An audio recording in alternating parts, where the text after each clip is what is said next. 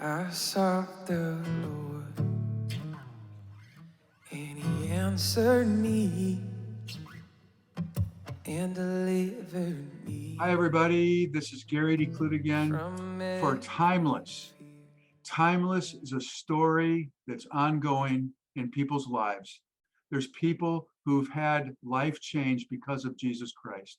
And today I have a very special guest. As a matter of fact, I met him several years ago, and I thought, wow, this is quite a gentleman. And as I learned more about him, I learned that he had been on the mission field, that he'd had a variety of kinds of jobs, but most of all, that he was really in love with Jesus. And so today I want you to meet my good friend, Ron Young. Ron, say hi to everybody. Hi, hello everybody. I can see myself walking my hand here. I got a screen here in the middle. Oh, that's good. That's all right. Well, it's all working and it's going to be good. So, Ron, I'm so glad you could join us today for this podcast that we're sending out to thousands of people, letting them see life-changing testimonies. And yours certainly is one for sure. So, a little bit about what gets you up in the morning. That's my first question. When you think about it, what gets you out of bed in the morning? Is it Rita or is it somebody else? You don't have a dog or a cat, I don't think, do you?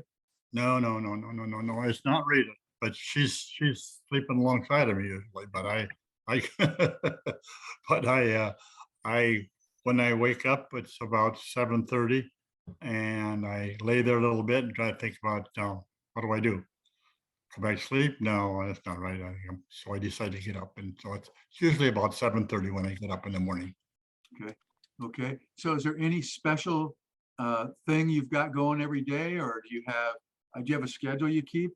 Uh, well, it's kind of at this point in my life, I work with puzzles, Yeah, and I like to paint with numbered paintings in yeah, the basement, and that's is what I basically do. yeah. But I know that you're an artist. So I mean, you really are an artist too. You've done some watercolors and some Oh other yeah, things. yes, I always liked to do artwork, and it was so what I'm doing now is a little bit like that, but it's I used to draw. Uh, I used to be easy for me to draw, but now I find that I really need to have the numbers on it to Okay. do it. It's much Well, easier. that's fun too. That is a fun thing to do. Ron, give us a little background. Where were you born and raised, and how did you get to this area? Well, okay, I was born in Fargo, North Dakota, Okay. and uh, I had an older sister.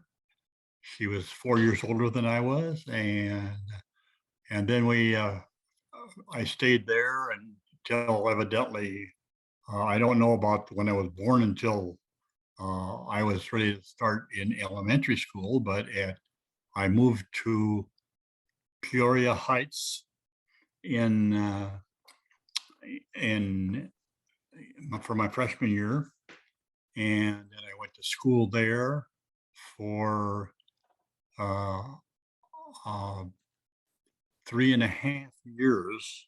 It was during the Second World War, Mm, and we had lots of military equipment driving by our house there in Peoria, and then it was so I was aware of that fact anyway, and I kept everybody. It was I was in the basement with my dad as he was going to.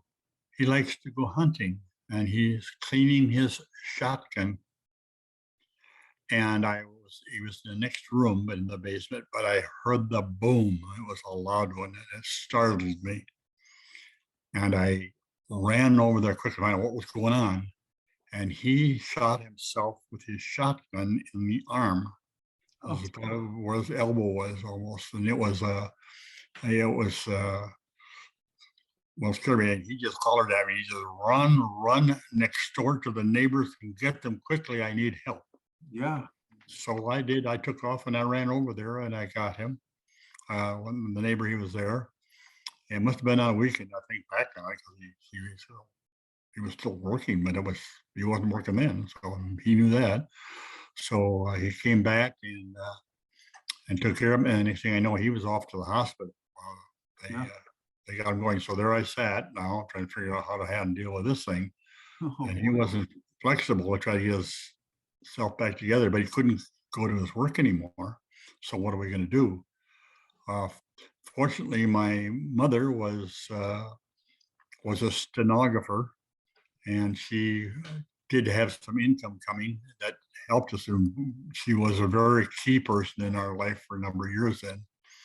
But anyway, he had to try to find work after he had a period of time that felt like his arm was getting back in shape. And he had a friend that had moved to Cheyenne, Wyoming. And so he said, I'm going to go out there and try it out and see if he can get me some work. And so he did go, and he was only out there a month or so. And he says, I got a job here. I'm going to drive a truck here or something. You come on out. And so away we left Peoria Heights and off we went. And that's what I did. And while we were there, then I went there for my end of my third grade year and my fourth grade year in school. And it was, we had two children, two of the children younger than me, or one younger than me, and my sister was older than me, so we had three then at that time. And it was, but it was towards the end of the Second World War. And as a matter of fact, while we were out there that time, the war ended, and my mom worked up at a Air Force base just on the edge of Cheyenne, and so we were always kind of involved with things close like that, what was going on with the war. But anyway, it was very happily an ending of that Second World War. Yeah. But he still was driving, and it was still a little bit awkward for him, and he's trying to get his arm back in shape. And he decided that he wanted to go get another job. And so at the end of my fourth grade year, he moved up to Climax, Colorado. And that's in Colorado. That's in the peak of the Rocky Mountains, right on the timberline. Actually, we go out 2 or 3 blocks from our house, and there was absolutely nothing but mountain peak ahead of us. And it was government owned, and that's what he started working on it. Wow. And it was a little bit awkward. And my mom hated it. She didn't like it up there. Didn't like it. The water boiled at 185 degrees, and it was just not a good situation. So she says, I'm going back to my house with my mother, where she lives back in Fargo, North Dakota. So my dad decided, okay, I'll go with you then. Away we went. We all went out there, and I went there for the last half of my fifth grade year, and the first half of my fifth grade year, and the last half of I get it straight fast, last half of the first half of the sixth grade year. Yeah. First half of the fifth grade year. I don't know, get it straight. Anyway, that's where we were, and we were there just for about a year only. And then he moved up to take a job again with Armour & Company, which he had been working with years before, and he moved up to Eau Claire, Wisconsin. And so that's where we moved to. And that only lasted for half of my sixth grade year then, and all of my seventh grade year.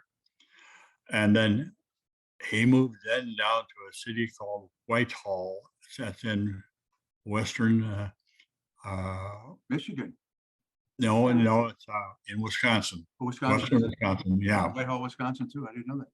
Yeah, no, it was Whitehall, and that's where we moved to.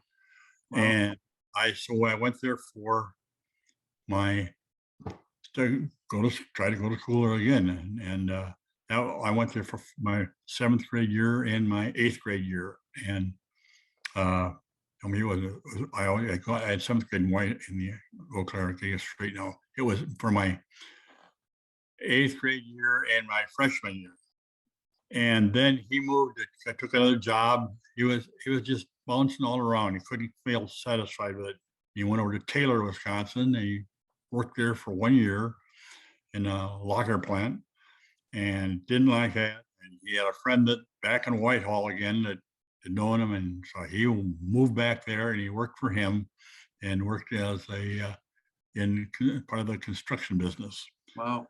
So I went back for my 8th grade, or for my 11th grade and 12th grade, and I enjoyed it. That was a lot of fun, but it was we didn't have any money. We were very poor, and so I decided I want to go to college, and so I decided to go in the Army, and it was the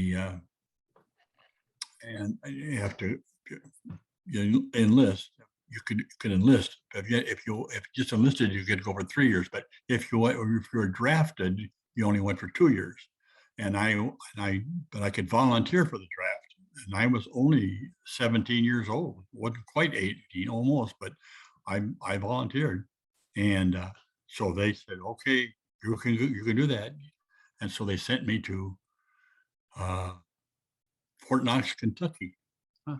to study to be a tank mechanic now. Wow. And so I was down there working on being a tank mechanic. And after that, they sent me, and I was on a 2-year term there, and they sent me to Germany. So I moved to Germany, and I was there completed those 2 years, and then came back to uh, actually, it was Whitehall where they were living yet, but I actually went to college there then, over in a college called Stout, which was in Menominee, Wisconsin. I know Stout. Yeah. Okay, and that's where I was going to go to college, and I loved industrial arts and that kind of stuff, and that's what I was going to do, is be an industrial arts teacher, and so that's what I went into, and it was. I had actually started my first year over in Eau Claire again, but I didn't like that, and I wanted to go over and get that other one. So I went over there and finished my last 3 years here. But after about a year and a half, there's what I met my wife that I have now, Rita, and she was there, and she was finishing. She was 2 years younger than me, but the 2 years I spent in the Army, then that caught us up in the same grade. Yeah. And so I went to. So we finished college there, and we got married in our senior year at week before Christmas, our senior year, and then we graduated from there, and we moved to Racine, Wisconsin, and we spent a couple of years there, and we were teaching, and that was. And then what happened was we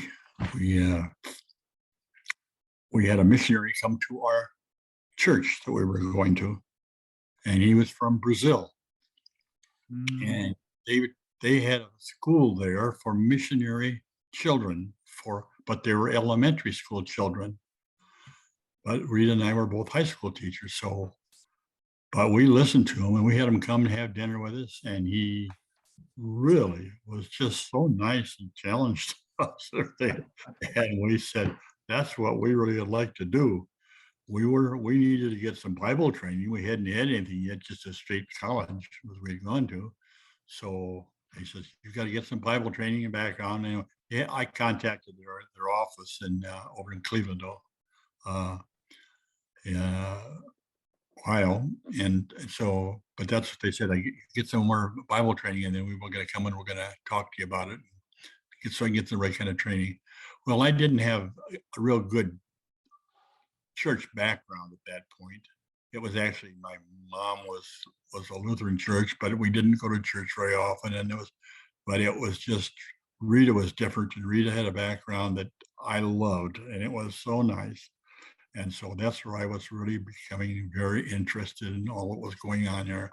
And when we had this missionary come from Brazil, we were challenged about that. And we contacted the home office in Cleveland, and they said, you need to get some Bible classes in here, and then we'll meet with you and check you out, see how it goes. And so that's what we did. We went over there for a year and took lots of classes that was all Bible classes, but it was just wonderful. And then we decided then that we went down there and talked to them about it and everything, and they had to examine us a little bit. They said, "Okay, you're ready to go. You're allowed to start raising support." So we started. We spent the next year and a half. So it was about a year and a half in training and to raising support. And so in 1966, we went to Brazil, and that's where we started teaching. And I was starting a high school and we were involved with a few other people there, that some missionary kids that had, before the kids reached through elementary school, a few of them stayed on. And they were had to take classes by email from there to the United States and back. But then they got it set up so we could do it without having to do that. We could have our own school there, but it was all in English. And so we did just struggle. We did study in Portuguese for about a year there, and studied with it also, along with doing our work in the school. So Ray, Ron, how long were you in Brazil as teacher missionaries? Well, we got going. Well, at that point, we started, and then we started teaching it. And so that was a case, and we taught for about, what was it, 23 years, something about 23 years we taught there. And then we had one of the churches we were involved with there, they wanted a school like our school for Brazilian children, and asked us if we would be willing to do that. And we were at the point then where our kids we had 3 children at that time, or was it 4? Anyway, 3, yeah, 3 children, and they were with us, and we decided, well, then we can, maybe it'll work out if we do it that way. So what we did was go with them and went off to well, anyway, that's what I felt like we were doing the right thing at that point. Was you in Sao Paulo, or where were you? No, we were in Fortaleza, which is about, I think it's about 100 miles south of the equator, right on the ocean.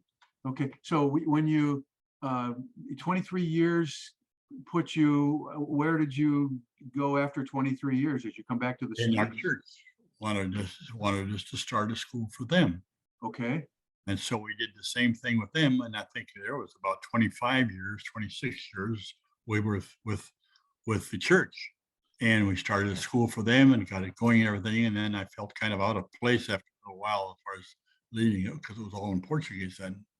And Rita did a good job. She stayed right on well, but they wouldn't let us, because we were not in Brazil. We were not qualified in Brazil for that, but we could lead. We could run it. We could have a school and everything else, but we couldn't do the teaching. Okay.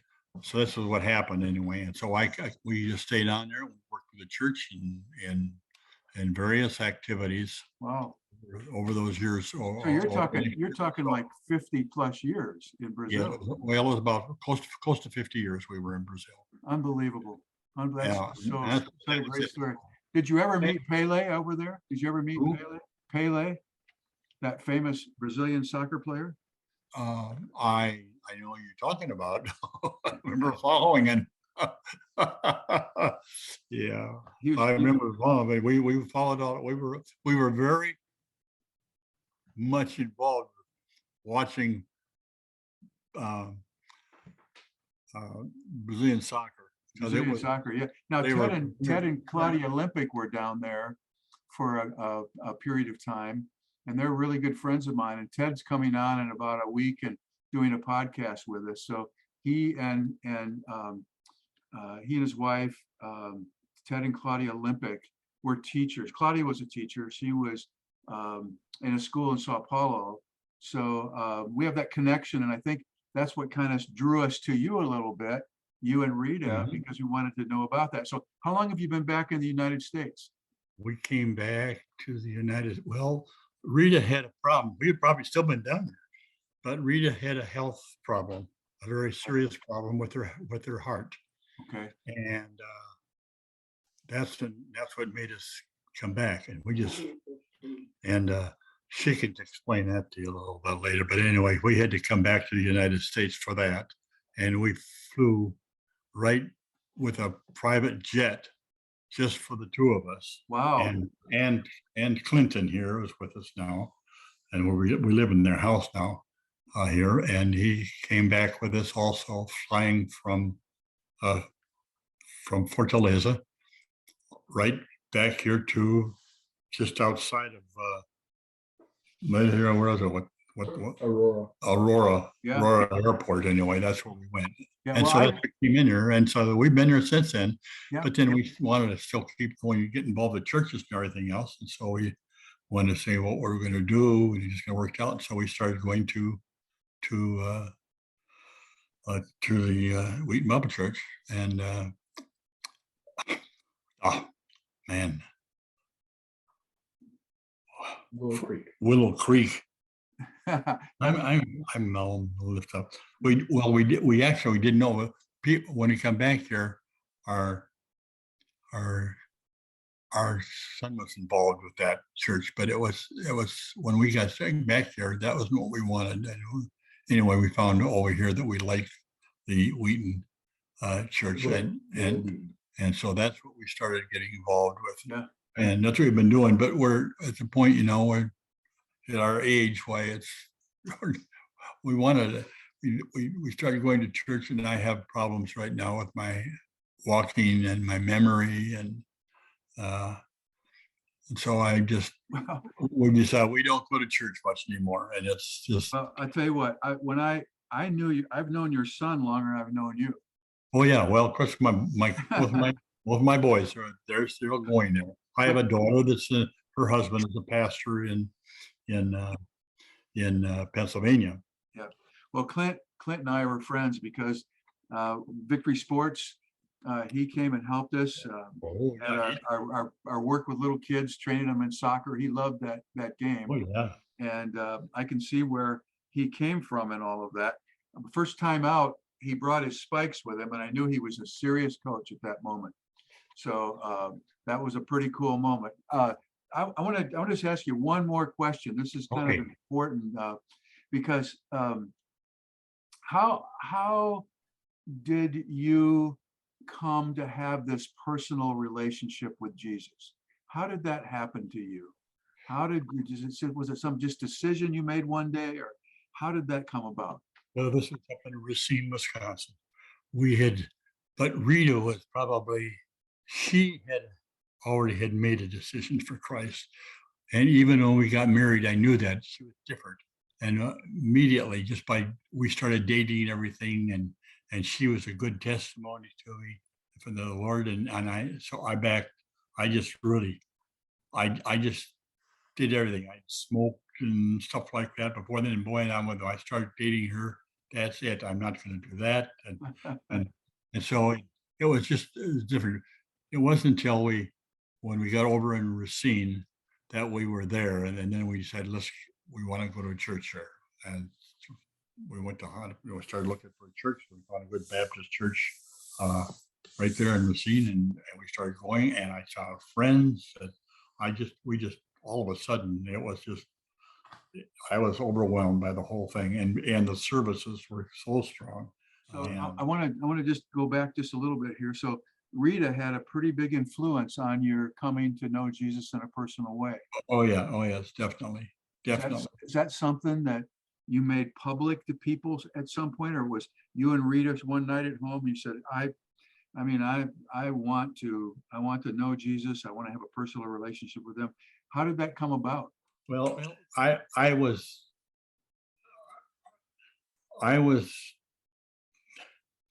just overwhelmed by what was being going. I just knew I could suddenly realize that I needed to make a definite decision for Christ. That's all. We'd been going to church there. Yeah. But it didn't hit, and what they had to say and it just hit me that I knew I had to get it. This is my time to make that decision for Christ, and it was and that's where we did it. Rita can probably explain it better than Did I you, can. did you actually go forward in the church that night? Oh, I did, yes, Yeah. yeah, I See, did, people do that. They used to do that. I did that as a kid. and I even got baptized there. Amen. I had been baptized as a Lutheran in Yeah. a Lutheran church as a baby, and I remember. But this was this time. This was a real. Did people stand up and cheer when you got baptized? Oh my! It was just it was wonderful. The service. It was a wonderful time. Yeah, and Ron, it tells us in God's word that when one person comes to know personally in Jesus, there is cheering in heaven. There's a celebration going on. And there was a little piece of heaven that night, I bet, in that church, right? It sure was. Everybody. It was so. It was so exciting, and of course, that was after that. Sometime then it's one thing after another. They kind of kept on going, and that's how we ended up going to Brazil eventually. Sometime That's a beautiful story. I was love that, Ron. I'm so grateful I had a chance to talk to you. Jacqueline and I fell in love with you and Rita the first time we met you. I think it was in our home.